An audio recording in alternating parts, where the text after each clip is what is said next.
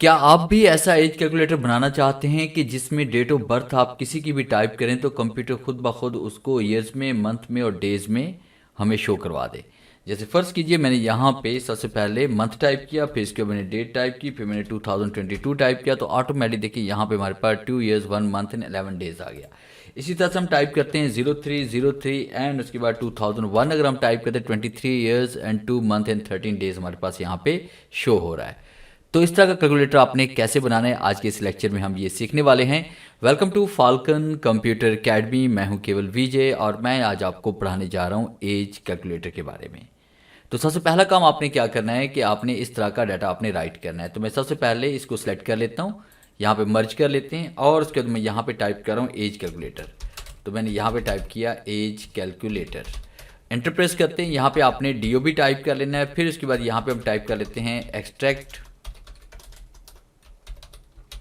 Extract years, उसके बाद यहाँ पे कर लेते हैं मंथ और उसके फिर यहाँ पे कर लेते हैं एंड डेज कर लेते हैं। फिर इसके बाद आपने क्या करना है, यहाँ पे डेट ऑफ बर्थ आपने टाइप कर ली है। फर्स्ट कीजिए हम यहाँ पे डेट ऑफ बर्थ टाइप करने वाले हैं। आपने अपना फॉर्मेट देखना है कि आपके कंप्यूटर का फॉर्मेट क्या है, कि पहले आपने यहाँ पे मंथ को आपने ऐड करना है या फिर डेट को।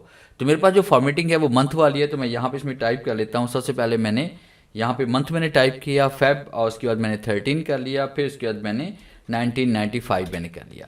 अब उसके बाद यहाँ पे मैंने क्लिक करना है। क्लिक करने के बाद मैंने सबसे पहले इसका फ़ॉन्ट साइज़ यहाँ पे चेंज करना है। तो फ़ॉन्ट साइज़ यहाँ पे हम 26 हम इसका कर रहे हैं और उसके बाद कोई भी अच्छा सा फ़ॉन्ट स्टाइल हम यहाँ पे अप्लाई कर लेते हैं जो आपको पसंद हो। जैसे फ़र्ज़ कीजिए मैंने यहाँ पे फ़ॉन्ट साइज अप्लाई कर लिया। ये मेरे पास कुछ स्टाइल्स पड़े हुए, मैंने इनमें से कोई भी स्टाइल इसमें सेलेक्ट कर लिया। अब उसके बाद यही कलर स्कीम हम यहाँ पे अप्लाई करना चाहते हैं, तो इसके लिए आपने होम पे आना है। उसके बाद आप यहाँ पे फाउंड में या अलाइनमेंट में या नंबर्स में आप कहीं पर भी इस एरो पे क्लिक करें या कीबोर्ड से Ctrl+1 भी प्रेस कर सकते हैं। आपके सामने डायलॉग बॉक्स ओपन होगा, तो आपने फिल पे आना है। फिल पे क्लिक करने के बाद फिल फैक्स पे आएंगे और उसके बाद ऊपर आपने यहाँ पे कोई भी डार्क कलर अप्लाई कर लेना है। जैसे फ़र्ज़ कीजिए मैं डार्क कलर ये वाला अप्लाई कर रहा हूँ और फिर उसके बाद नीचे मैं यहाँ पे लाइट कलर अप्लाई करूँगा। फिर इसके बाद स्टाइल यहाँ पे सिलेक्ट करेंगे, ओके क्लिक करेंगे एंड ओके क्लिक करेंगे, वही फॉर्मेटिंग आपकी यहाँ पे अप्लाई हो जाएगी। फॉन्ट कलर हम यहाँ पे चेंज करते हैं।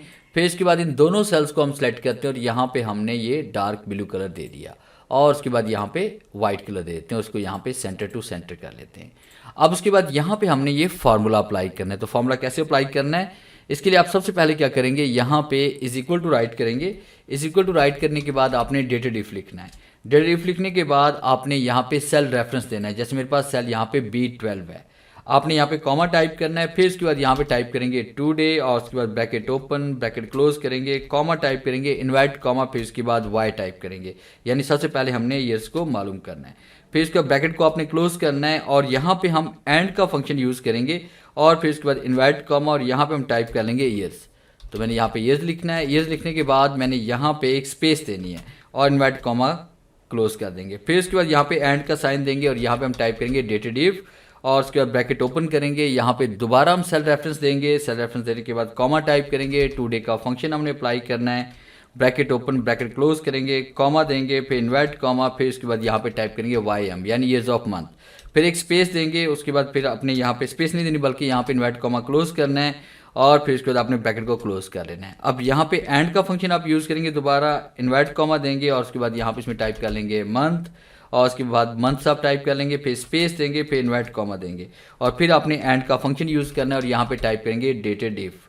डेटा डिफ टाइप करने के बाद फिर आपने ब्रैकेट को ओपन करना है, दोबारा हम सेल रेफरेंस यहाँ पे देंगे, कॉमा टाइप करना है, आपने टुडे लिखना है, bracket open bracket close comma invert comma और यहाँ पे एमडी लिखेंगे मंथ ऑफ डेज। तो फिर उसके बाद इन्वर्ट कॉमा क्लोज करेंगे, ब्रैकेट क्लोज करेंगे और दोबारा आपने इसमें यहाँ पे एंड का फंक्शन यूज़ करना है। फिर इसको इन्वर्ट कॉमा देंगे और यहाँ पे इसमें टाइप कर लेंगे, स्पेस देकर आपने यहाँ पे लिख लेना है डेज और फिर इसके बाद इन्वर्ट कॉमा को आपने क्लोज कर लेना है। अब जैसे हम इंटर प्रेस करेंगे तो ये देखिए हमारे पास यहाँ पे 29 ईयर्स 3 मंथ्स एंड 3 डेज। तो इस तरह से आप यहाँ पे ये फॉर्मूला अप्लाई कर सकते हैं। अब जैसे हम किसी की भी डेट ऑफ बर्थ यहाँ पे टाइप करते हैं, जैसे मैंने यहाँ पे टाइप कर ली 09 और उसके बाद 15 और उसके बाद 2003 में कर लेता हूँ, तो आप देखिए यहाँ पे 20 ईयर्स 8 मंथ एंड 1 डेज यहाँ पे शो हो रहा है। तो ये था मेरा आज का लेक्चर जिसे मैंने आपको पढ़ाया एज कैलकुलेटर बनाने के बारे में कि आप किस तरह से एज कैलकुलेटर विद फार्मूलाज की मदद से बना सकते हैं। उम्मीद है आज के इस लेक्चर में ज़रूर कुछ नया सीखने को मिला होगा। वीडियो अच्छी लगी है तो इसे लाइक कीजिए और अपने दोस्तों के साथ शेयर कीजिए। मिलते हैं हम नेक्स्ट लेक्चर में, तब तक के लिए गुड बाय।